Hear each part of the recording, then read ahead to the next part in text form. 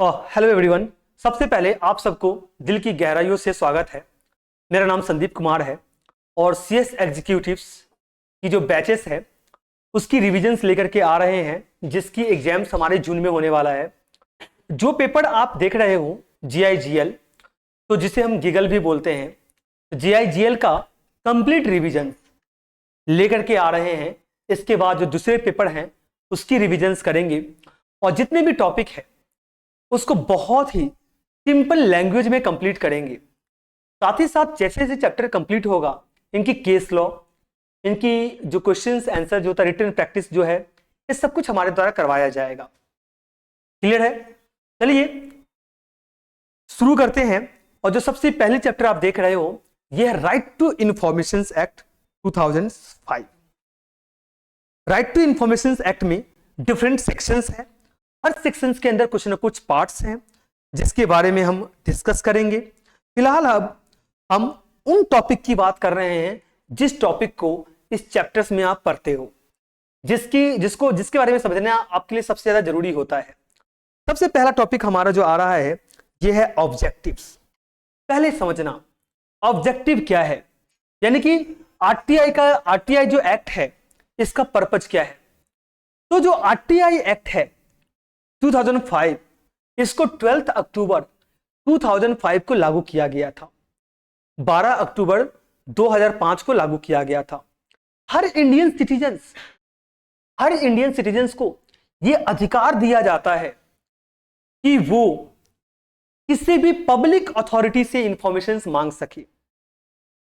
एक प्रॉपर तरीके से हर एक इंडियन सिटीजन्स को यह अधिकार दिया गया है, एक प्रॉपर तरीके से आप पब्लिक अथॉरिटी से इंफॉर्मेशन ले सकते हैं और उन्हें इंफॉर्मेशन देना पड़ेगा, कुछ सेंसिटिव इंफॉर्मेशन को छोड़कर।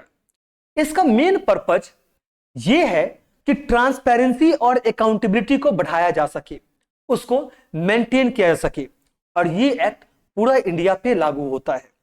इसका मेन ऑब्जेक्टिव यही है। क्लियर है? नेक्स्ट एक केस लॉ है जो हमें देखना है। Case law RP limited versus Indian express newspaper की है। सुप्रीम कोर्ट ने आर्टिकल 21, मैं रिपीट कर रहा हूं, सुप्रीम कोर्ट ने आर्टिकल 21 किसे बोलते हैं? राइट टू नो, इसके बारे में कुछ बोला। राइट टू नो क्या है ये समझना। डेमोक्रेसी का यह एक इंपॉर्टेंट हिस्सा है। राइट टू नो जो है ये डेमोक्रेसी का एक इंपॉर्टेंट हिस्सा है। जब दुनिया इंटरकनेक्टेड हो रहा है और ग्लोबल इशू पे काम चल रहा है, तो लिबर्टी का मतलब सिर्फ फिजिकल फ्रीडम नहीं होता है, बल्कि हमें फुल रेंज ऑफ राइट मिलनी चाहिए। जैसे अपनी ओपिनियन आपको बनाने का मौका मिलेगा, आप अपनी ओपिनियन बनाइए, उसको एक्सप्रेस करिए और इंफॉर्मेशन लीजिए। ये सब कुछ मतलब जब दुनिया इंटरकनेक्टेड हो रहा है और ग्लोबल इशू पे काम हो रहा है, तो लिबर्टी का मतलब सिर्फ फिजिकल फ्रीडम नहीं होगा, बल्कि फुल रेंज ऑफ राइट हम सबको मिलना चाहिए। सिर्फ फिजिकल फ्रीडम देने से कुछ नहीं होगा। तो फुल रेंज ऑफ राइट कैसे मिलेगा? हमें अपनी ओपिनियन बनाने का मौका मिलनी चाहिए, उसे हम एक्सप्रेस कर सके और हम इंफॉर्मेशन ले सके। आर्टिकल 21 के अंदर सबको इंफॉर्मेशन लेने का समान अधिकार है। राइट टू इंफॉर्मेशन का सबका अधिकार है जो वो इंफॉर्मेशन ले। सुप्रीम कोर्ट ने कहा है right to receive information freedom of speech and expression का एक पार्ट है। हर एक इंसान को, हर एक इंडिविजुअल को इंफॉर्मेशन रिसीव करने का अधिकार है। इसका मतलब है कि हर सिटीजन्स को इंफॉर्मेशन लेने का हक है, क्योंकि ये right directly article 19 subsection 1 subsection 1 यानी कि फ्रीडम ऑफ स्पीच से लिंक है। और फ्रीडम ऑफ स्पीच बोलता है राइट टू रिसीव इंफॉर्मेशन, जो हमारा राइट है। Got my points? ये फ्रीडम ऑफ स्पीच बोलता है। अब समझते हैं ये जो बिल है और राइट टू इंफॉर्मेशन का ये बिल पास कब हुआ था? ये बिल पास हुआ था लोकसभा में मई 11, 2005 को, राज्यसभा में मई 12, 2005 को, और प्रेसिडेंट का एसेंट कब मिला? जून 15, 2005 को। लोकसभा में ये 11 मई 2005 को पास हुआ, राज्यसभा में 12 मई 2005 को पास हुआ और प्रेसिडेंट का सहमति मिला है 15 जून 2005 में। नेक्स्ट टॉपिक में डिफिनेशंस आता है जिसे सेक्शन 2 में डिफाइन किया गया है और सेक्शन 2 सबसेक्शन एफ इंफॉर्मेशंस की बात करता है। तो यहां पर इंफॉर्मेशंस का मतलब क्या है ये समझ लो। इंफॉर्मेशंस का मतलब है किसी भी मटेरियल्स के जरिए कोई भी इंफॉर्मेशंस है वो प्रोवाइड की जा सके, यानी कि जो हम और आप जैसे लोगों को जो इंफॉर्मेशन चाहिए वो किस फॉर्म में हमें प्रोवाइड किया जा सकता है पब्लिक अथॉरिटी के द्वारा। तो सबसे पहला आता है रिकॉर्ड्स के जरिए, डॉक्यूमेंट्स के जरिए, मेमो के जरिए, ईमेल के जरिए और ओपिनियंस के जरिए। यानी जब आप आरटीआई फाइल करते हो तो याद रखें आप इन सब फॉर्म में इंफॉर्मेशंस मांग सकते हो। जैसे अगर मैं इसको और थोड़ा सा बताऊं तो इसमें advice, press release, circular, order, contract, reports, paper, sample, models, data material held in any electronic form, इसका मतलब है कंप्यूटर, पेन ड्राइव, ये सब भी आता है। फिर बोल रहा है information relating to any private body which can be accessed by public authority under any other law for the time being in force. यानी प्राइवेट बॉडी की इंफॉर्मेशन भी मिलेगा अगर वो किसी पब्लिक अथॉरिटी के कंट्रोल में है या किसी लॉ के अंडर में आता है तो हम उसका भी इंफॉर्मेशन ले सकते हैं और इन सब के जरिए हम इंफॉर्मेशन इकट्ठा करते हैं। नेक्स्ट जो हमारा है ये है section 2 subsection J, right to information का। इसका मतलब क्या है इसको मैं समझाता हूं, कितनी सिंपल लैंग्वेज में आप इसको समझ सकते हो उसको ध्यान देंगे। आप किसी भी पब्लिक अथॉरिटी के कंट्रोल में, यानी कि जो भी इंफॉर्मेशन पब्लिक अथॉरिटी के कंट्रोल में है आप उसे एक्सेस कर सकते हैं और ये आपका अधिकार है। तो वो 4 चीज जो आपको करने के लिए बोल रहा है, यानी कि आप डॉक्यूमेंट्स या रिकॉर्ड्स देख सकते हैं, नोट्स बना सकते हैं या सर्टिफाइड कॉपी ले सकते हैं। सर्टिफाइड सैंपल लेने का आपके पास में अधिकार है और इसके साथ ही साथ इलेक्ट्रॉनिक फॉर्म में भी इंफॉर्मेशन लेने का राइट है, जैसे फ्लॉपी, सीडी, वीडियो टेप्स या प्रिंट आउट फॉर्म में आप ले सकते हैं। अगर डेटा कंप्यूटर में है तब भी आप उसे मंगवा सकते हैं या यूज कर सकते हैं। नेक्स्ट जो आता है सेक्शन 2 सबसेक्शन एन की बात हो रहा है, यानी कि थर्ड पार्टी की बात हो रहा है। तो यहां पर थर्ड पार्टी का मतलब क्या है ये समझ लो। थर्ड पार्टी का मतलब है कोई भी व्यक्ति जिसके अलावा आरटीआई एप्लीकेशन सबमिट करना पड़ सकता है। मतलब यह है अगर आप किसी और पर्सन की इंफॉर्मेशन मांग रहे हो तो उसे हम थर्ड पार्टी बोलते हैं। जैसे एक पर्सन है जो एबीसी कंपनी में काम कर रहा है और उससे रिलेटेड इंफॉर्मेशन मुझे चाहिए, वो किसी एबीसी कंपनी के एम्प्लॉई है और उससे रिलेटेड इंफॉर्मेशन चाहिए तो उस एम्प्लॉई को हम थर्ड पार्टी बोलते हैं और उससे रिलेटेड इंफॉर्मेशन हम ले सकते हैं। नेक्स्ट है section 2 subsection H, public authority. Public authority का मतलब क्या है आप इसको भी समझो, बहुत ही सिंपल है। पब्लिक अथॉरिटी का मतलब है कोई भी अथॉरिटी या बॉडी जो संविधान के अंदर बनी हो उसे हम पब्लिक अथॉरिटी बोलेंगे। जो हमारे भारत के संविधान के अंदर बना हो, पार्लियामेंट के लॉ से बना हो उसे हम पब्लिक अथॉरिटी बोलते हैं। स्टेट लेजिस्लेचर्स की लॉ से बनी हो उसे हम पब्लिक अथॉरिटी बोलते हैं। गवर्नमेंट की ऑर्डर या नोटिफिकेशन से बनी हो उसे हम पब्लिक अथॉरिटी बोलते हैं। यानी सिंपल वर्ड में समझा रहा हूं, जो भी हमारे गवर्नमेंट डिपार्टमेंट्स है, जो पब्लिक सेक्टर अंडरटेकिंग्स है, जो हमारा कोलकाता म्युनिसिपल कॉर्पोरेशन या नगर निगम है, जो हमारा पंचायत है, जो हमारा स्कूल्स है, जो हमारा कॉलेज है, ये सब गवर्नमेंट के द्वारा फंडेड होते हैं। तो ये सब पब्लिक अथॉरिटी में आते हैं क्योंकि ये गवर्नमेंट के द्वारा फंडेड है, इसलिए इन्हें पब्लिक अथॉरिटी में लाया जाता है और इन सब की इंफॉर्मेशन आपके द्वारा कलेक्ट किए जा सकते हैं, मंगवाए जा सकते हैं। नेक्स्ट मैं बात कर रहा हूं सेक्शन 2 सबसेक्शन आई, रिकॉर्ड्स का। तो यहां पर रिकॉर्ड्स का मतलब क्या है ये समझो। रिकॉर्ड्स का मतलब कोई भी मटेरियल या डॉक्यूमेंट जो किसी भी फॉर्म में है वो आप ले सकते हो।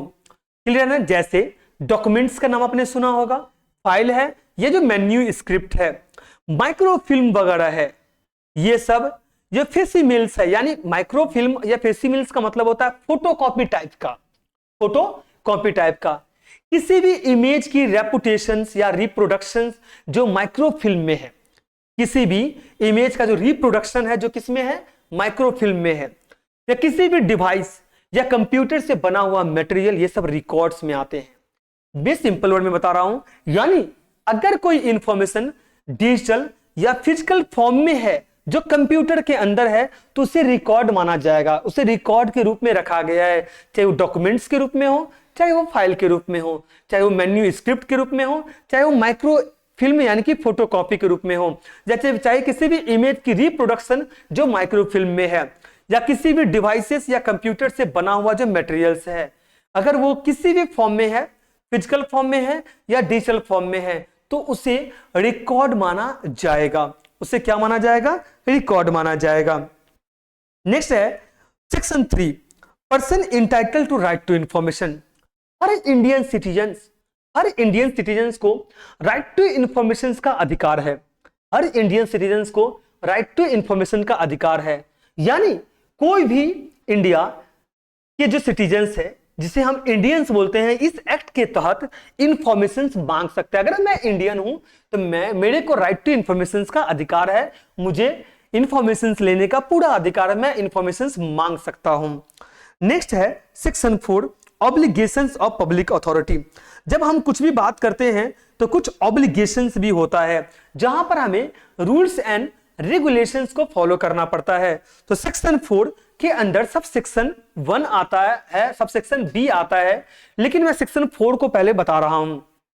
हर पब्लिक अथॉरिटी को कुछ जिम्मेदारियां दी गई है, हर पब्लिक अथॉरिटी को कुछ जिम्मेदारियां दी गई हैं, उन्हें अपने पास जो भी रूल्स है, रेगुलेशंस है, रिकॉर्ड्स है, मैनुअल इंस्ट्रक्शंस है, उन्हें मेंटेन करने का और पब्लिक के साथ में साझा करने का एक अधिकार है, एक अकाउंटेबिलिटी है, एक रिस्पॉन्सिबिलिटी है, और ये पब्लिक अथॉरिटी को दिया गया है जो पब्लिक के लिए पब्लिश होनी चाहिए।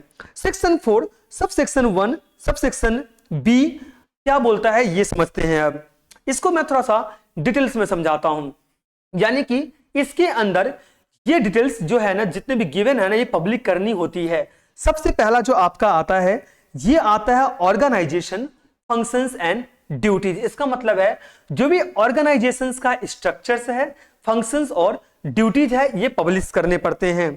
पावर एंड ड्यूटीज, यानी कि ऑफिसर और एम्प्लॉय की जो पावर एंड ड्यूटीज है, ये भी आपको पब्लिक करनी पड़ती है।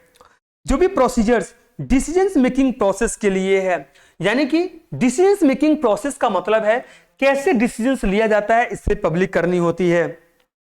जो भी नॉर्म्स सेट किया गया, यानी कि जो रूल्स है या जो नॉर्म्स है जो काम करने के लिए फॉलो किए जाते हैं, उससे भी पब्लिक करना पड़ता है। जो भी रूल्स से रेगुलेशंस है या इंस्ट्रक्शंस है जो अथॉरिटी के काम में यूज होता है, जो मैनुअल्स हैं, जो रूल्स हैं, जो रेगुलेशंस है, जो इंस्ट्रक्शंस है, जो अथॉरिटी के काम में यूज होते हैं, उसे पब्लिक करना पड़ता है।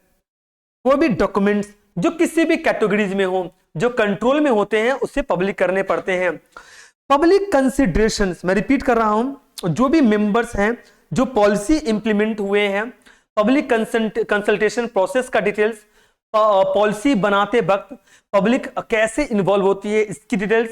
नेक्स्ट जो हम और ले सकते हैं, बोर्ड हो गया, काउंसिल हो गया, बोर्ड, काउंसिल और कमिटी के जो मेंबर्स हैं उनकी डिटेल्स। मीटिंग पब्लिक करने के लिए ओपन है या नहीं है, ये बतानी पड़ती है। एम्प्लॉय का डायरेक्टरी, जो भी ऑफिसर और एम्प्लॉय का डायरेक्टरी है, ये बताना पड़ेगा। उनकी मंथली रिम्यूनरेशंस की डिटेल्स देने पड़ेंगे। बजट कितना एलोकेट किया गया है, किस एजेंसी को कितना पैसा एलोकेट किया गया है, ये बताना पड़ेगा।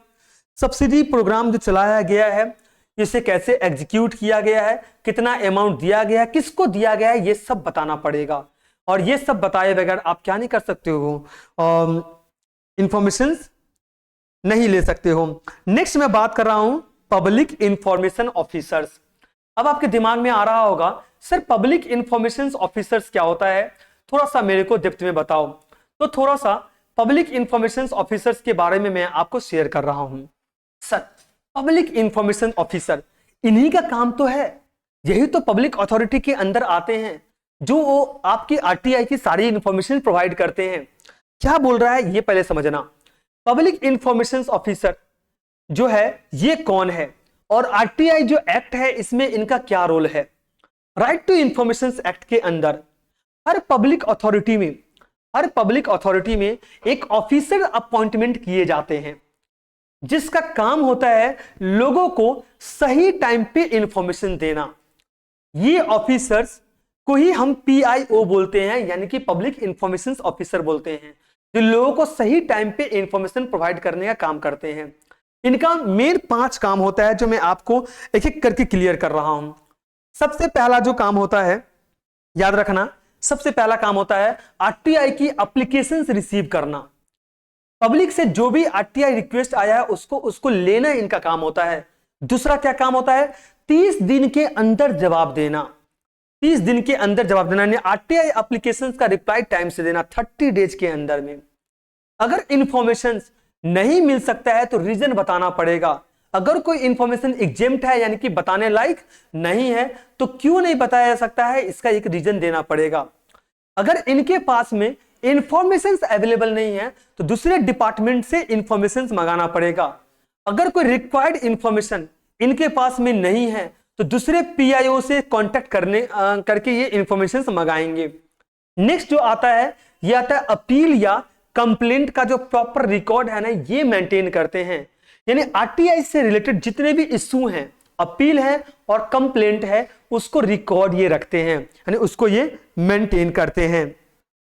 रिक्वेस्ट टू इंफॉर्मेशन मैंने बता दिया हूं, राइटिंग में होना चाहिए। इलेक्ट्रॉनिक मींस इंग्लिश और हिंदी या ऑफिशियल लैंग्वेज जो भी है उसमें हो सकता है, पब्लिक अथॉरिटी के अंदर होनी चाहिए। और इसके साथ ही साथ एक छोटा सा फीस हमें क्या करना पड़ता है, पे करना पड़ता है।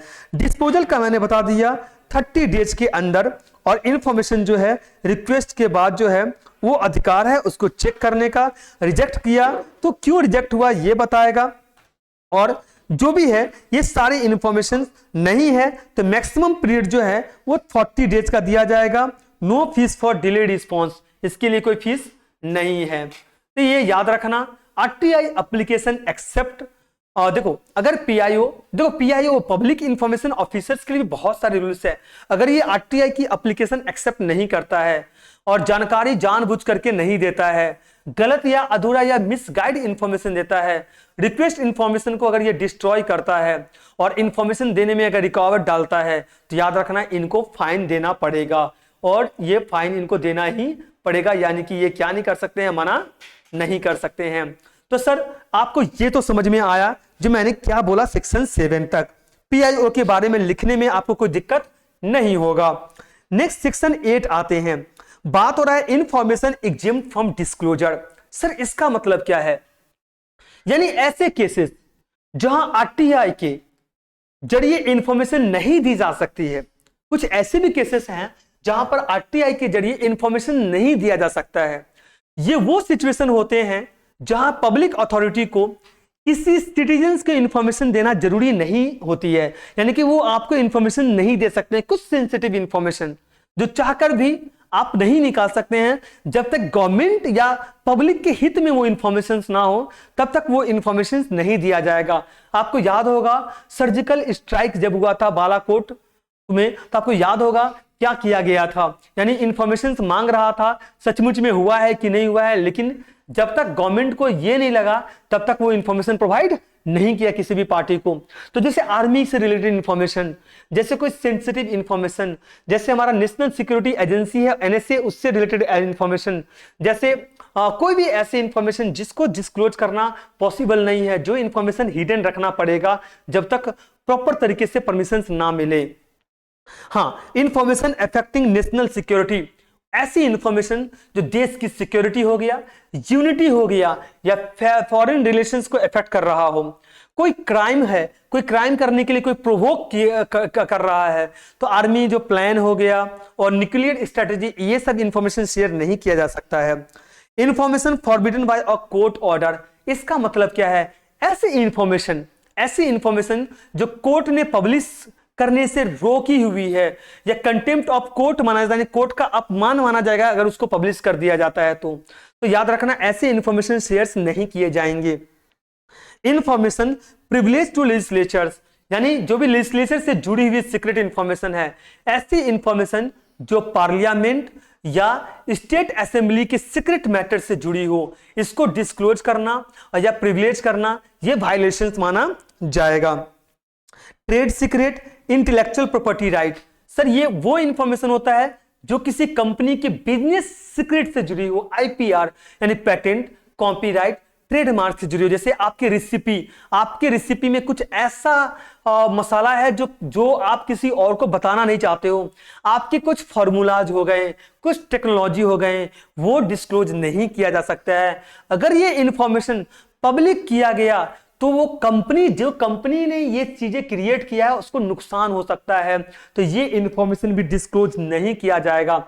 लेकिन अगर यहां पर यह भी बात का ध्यान रखना पड़ेगा, अगर ये पब्लिक इंटरेस्ट में है और ये ज्यादा इंपॉर्टेंट है तो ही डिस्क्लोज किया जा सकता है, अगर पब्लिक इंटरेस्ट में नहीं है तो इसे डिस्क्लोज नहीं किया जाएगा। नेक्स्ट है confidential information from foreign governments, ऐसी इंफॉर्मेशन जो किसी फॉरेन गवर्नमेंट ने कॉन्फिडेंशियली दी हो। मैं रिपीट कर रहा हूं, ऐसी इंफॉर्मेशन जो किसी फॉरेन गवर्नमेंट ने कॉन्फिडेंशियली दी हो उसे डिस्क्लोज नहीं किया जा सकता है। यानी कि इन्होंने हमारे जो अजीत डोभाल हैं वो क्या चर्चा किए एग्जैक्टली उसको सेंसिटिव ही रहने देना है, यानी उस इंफॉर्मेशन को डिस्क्लोज नहीं करना है, मतलब नहीं करना है। Information endangering the life of safety of a person, sir ये क्या बोल रहा है, किसी इंसान की लाइफ या सेफ्टी से जो जुड़ा हुआ रिस्क है, यानी किसी इंसान की जान को खतरों में डाल करके आप क्या नहीं कर सकते, इंफॉर्मेशन नहीं दे सकते हैं। यानी पुलिस सोर्सेस या इंफॉर्मेंट का नाम सामने आ जाए ऐसी कोई इंफॉर्मेशन नहीं दे सकते हैं। जैसे कोई इंडिविजुअल ने कहीं पर बताया जो 20 करोड़ रुपया ब्लैक मनी रखा हुआ है, तो आप क्या नहीं कर सकते हो, जब वो गवर्नमेंट को उसने बताया होगा तो 20 करोड़ रुपया यहां पर रखा हुआ है, तो गवर्नमेंट जब छापा मारा होगा, सीबीआई ने जब छापा मारा होगा, इनकम टैक्स डिपार्टमेंट, तो कल को कोई इंफॉर्मेशन मांगे जो ये किसने इंफॉर्मेशन दिया था, तो ऐसे कोई इंफॉर्मेशन वो शेयर नहीं कर सकता है, उसका जान को खतरे में नहीं डाला जा सकता है, उसके नाम नहीं बताया जा सकता है, ये याद रखिएगा। नेक्स्ट है इंफॉर्मेशन इफेक्टिंग एनी इन्वेस्टिगेशन और प्रोसिक्यूशन प्रोसीडिंग्स, सर ये क्या है ये समझ लेना। ऐसी इंफॉर्मेशन जिससे पुलिस इन्वेस्टिगेशन या केस के ट्रायल में प्रॉब्लम हो सकता है, ऐसी इंफॉर्मेशन जो पुलिस इन्वेस्टिगेशन या केस के ट्रायल में प्रॉब्लम हो सकता है, तो ये भी नहीं दिया जाएगा। नेक्स्ट आता है cabinet paper, sir cabinet paper क्या होता है, काउंसिल ऑफ मिनिस्टर्स का आपने नाम सुना होगा, जो सेक्रेटरी होती हैं, इनकी मीटिंग जब होती है तो उस मीटिंग के जो रिकॉर्ड्स होते हैं, उस मीटिंग में जो लिया गया डिसीजंस हो गया है, ये सब डिस्क्लोज नहीं किया जा सकता है। यानी ये सब एग्जेम्पशंस इसलिए बनाया गया है ताकि नेशनल इंटरेस्ट, पर्सनल सेफ्टी और लीगल प्रोसेस सिक्योर रह सके और उसको डिस्क्लोज नहीं किया जा सके।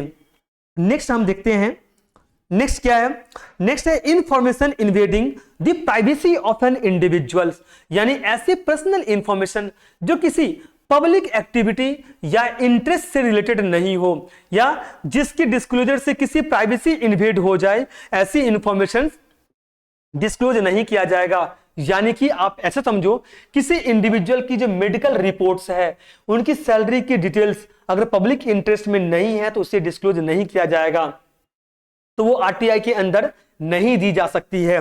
नेक्स्ट है rejections of request, sir rejections of request क्या बोलता है, अगर कोई इंफॉर्मेशन कॉपीराइट से प्रोटेक्टेड है और उस इंफॉर्मेशन पे कॉपीराइट ले लिया गया है, तो पब्लिक इंफॉर्मेशन ऑफिसर उस रिक्वेस्ट को रिजेक्ट कर सकता है, यानी कि वो इंफॉर्मेशंस आपको नहीं देगा।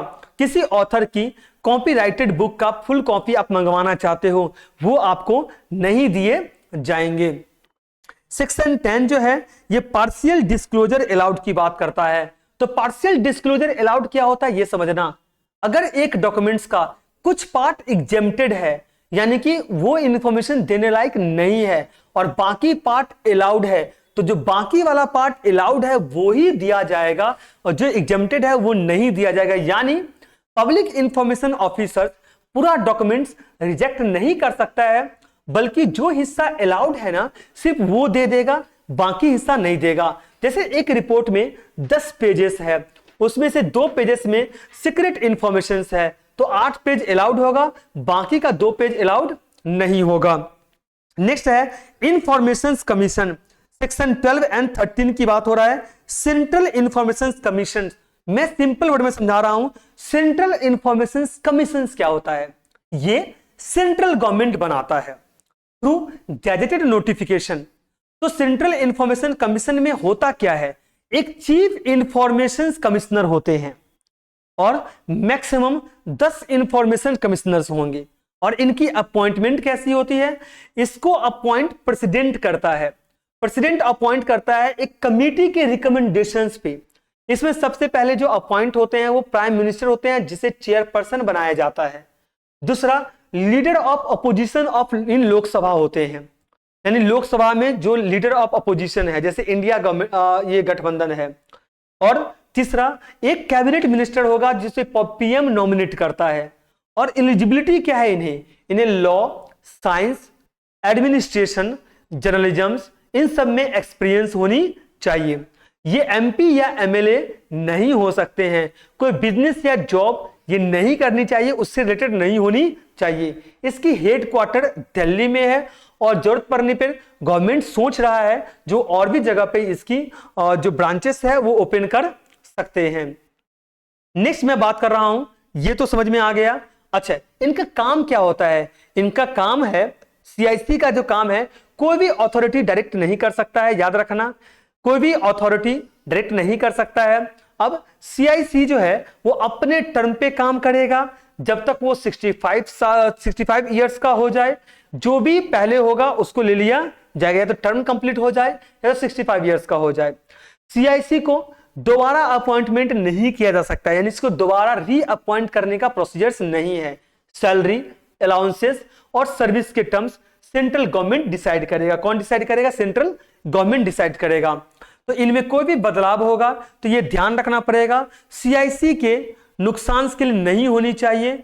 जो भी उसके सर्विस के दौरान जो लोग जुड़े हैं उससे उनको इसका कोई नुकसान नहीं होना चाहिए। नेक्स्ट जो मैं बात करता हूं, ये जो आपका है, ये है आपका section 15 and 16, state information commission. Sir ये क्या बोल रहा है ये समझ लेना। State government state information commission बनाती है गैजेटेड नोटिफिकेशंस के थ्रू। इसमें क्या होता है? इसमें एक स्टेट चीफ इंफॉर्मेशन कमिश्नर होते हैं और मैक्सिमम 10 स्टेट इंफॉर्मेशन कमिश्नर्स होते हैं। इनकी अपॉइंटमेंट कैसे होते हैं? इनकी भी अपॉइंटमेंट गवर्नमेंट ही करते हैं, और वो भी गवर्नमेंट किसके हिसाब से करेंगे? एक कमेटी के रिकमेंडेशंस पर करेंगे। इसके चेयरपर्सन चीफ मिनिस्टर्स होंगे, लीडर ऑफ अपोजिशन विधानसभा में जो होंगे वो इसके मेंबर्स होंगे, और एक कैबिनेट मिनिस्टर्स होगा जिसको सीएम नॉमिनेट करते हैं। क्वालिफिकेशंस एंड कंडीशंस क्या है? ये जैसे सेंट्रल का है वैसे सेम इनका भी होता है, जैसे सेंट्रल के कमिश्नर का होता है सेम इनका भी क्वालिफिकेशन होता है।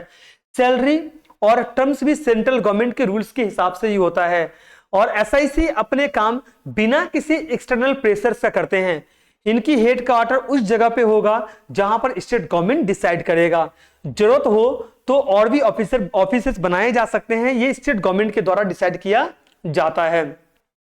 तो आपको यहां तक तो समझ में आ गया। नेक्स्ट मैं बात कर रहा हूं,